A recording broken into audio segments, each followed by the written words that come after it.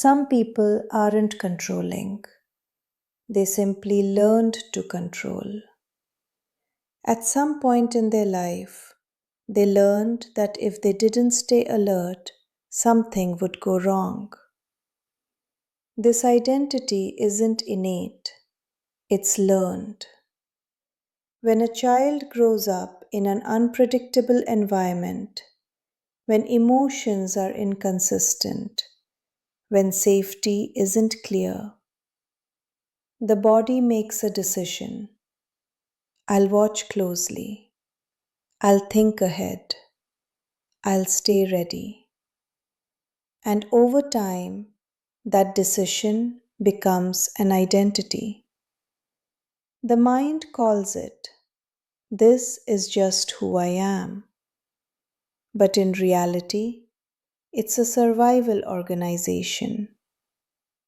Control often looks like strength, but at its core, it's usually built on a lack of safety. That's why people with a control identity struggle to relax.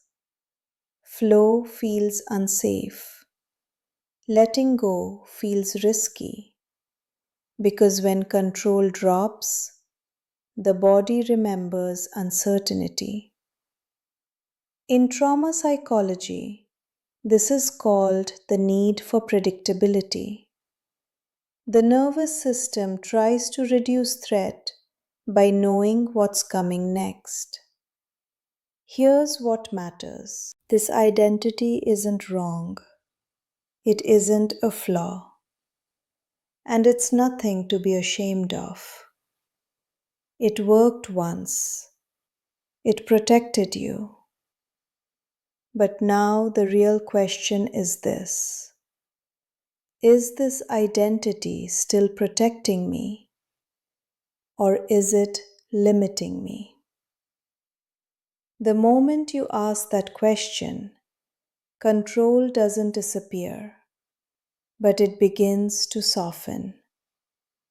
Not through force, not through self-judgment, through understanding.